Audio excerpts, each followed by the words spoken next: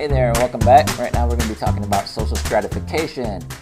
This is society's ranking of people based on their access to valued resources such as like wealth, power, prestige, and we're going to talk about each of those individually.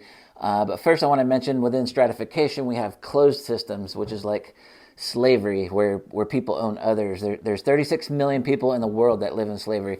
Most of these are found in places like India, China, Pakistan, Uzbekistan, even Russia.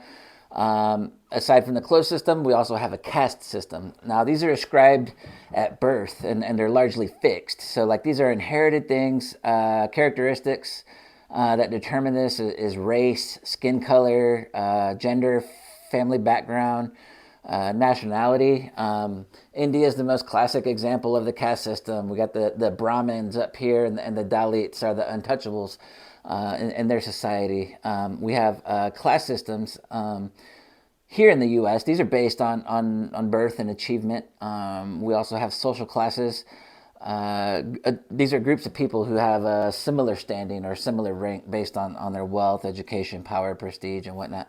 A lot of this comes from the belief of a meritocracy. You work hard to get where you want. You work hard for social mobility, to increase in class. Some of the things which I mentioned we'd go back over that determine things. Wealth. These are your economic assets. So this is like money, property, stocks, bonds, savings, retirement. We have our income. These are the wages that we get regularly, rents that landlords collect, savings account interest, stock dividends, and business proceeds from businesses that we run. Now, wealth is cumulative. It increases over time. It's passed on to the next generation. It preserves certain privileges that come with that wealth. So now, as far as wealth and income inequality, the top 1% have 20% of the income, but that top 1% has 37% of all the wealth in the U.S. So you can see the disparity there. So it's even more so when looking at racial disparity. Now, with the last one that I mentioned was prestige.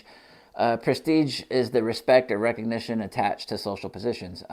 Lawyers and architects might be at the top. Librarians, realtors, firefighters, people like that are in the middle. We tend to see bartenders, janitors, food servers more lower at the bottom. So how much education, whether your work is manual or non-manual, how much it's paid, these things can be seen as socially more important. And the ones that involve like less autonomy and less supervision, these tend to be the higher ones. So now with power, the other part of that comes attached with that wealth and prestige. Power is the ability to influence or control the behavior of others despite opposition. So moving on to what we may be a little more familiar with here in the U.S. is our socioeconomic status. This is an overall ranking of a person's position in society. It's based on income, education, and occupation.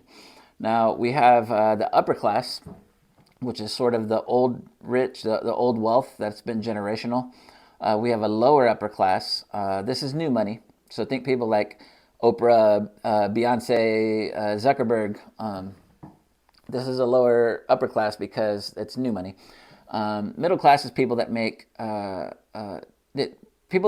between 20,000 and 200,000 tend to claim that they are middle class. The upper middle, they live on an earned income.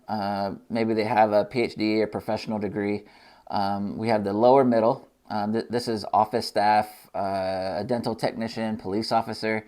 So like some training beyond high school is required. Then we have working class, which 30% of Americans identify as. These are skilled and unskilled assembly line workers, truck drivers, mechanics, things like that. Then we have the lower class, where like 8% of Americans identify as lower class. They have little education, few jobs. They tend to work in minimum wage jobs. 9 million workers are actually the working poor here in the U.S. But our working poor work at least half the year, but they still fall below the poverty line. So that's what that is. It's an identification of the underclass. These are people that are persistently poor, chronically unemployed, in and out of jobs. They depend on government programs, often Medicaid, Social Security. So let's talk a little bit about how class affects us. So poor children are twice as likely to have emotional or behavior problems. Living in disadvantaged neighborhoods increases a person's anxiety and long-term stress. People are 4 times more likely to be unhealthy if they're poor, because the wealthiest Americans are living 10 to 15 years longer than the poorest. Now, there's 2 kinds of poverty. We have absolute, which means you have nothing. You don't have enough money to afford the basic necessities in life, like food, clothing, shelter. And then we have relative poverty. So this is when you're looking at your neighbor and you don't have enough money for what you deem as an average standard of living. To be poor in the United States, it means you're going to pay more for food because local markets charge a lot more than like grocery stores. It means you're going to struggle with transportation because you have to take a bus or you don't have reliable transportation on your own. It's harder to do business because local markets tend to charge so much, not just markets, but all local businesses in poor areas. If you have bad credit, which you most likely do if you're poor, you're going to be going to check cashing places, buy here, pay here, pawn shops. You're going to pay more for things. You'll also have the hassles of bill collectors constantly calling, which is kind of a stressor also. And then there's the waiting factor, bus stops, food pantries, appointments, all sorts of things. Poorest tend to be the young, early adulthood, women. Population-wise, there are more poor white people than other people, but proportionately, you're more likely to be poor if you're Latino or Black. Also, if you're uneducated. And it's interesting, 1/3 of Americans believe poor people don't work hard enough. Those sociologists tend to blame macro level structures. So that's the question. Do we blame people for their individual circumstances, or do we blame society? Or perhaps it's a combination of both. In terms of getting out of that and achieving social mobility, the U.S. actually only ranks 16th in upward mobility. So there are a lot of barriers in place. Now, there are a lot of things discussed that affect this social mobility. So what we're going to do is take a look at some of them. We have our theories of our macro theory of functionalism.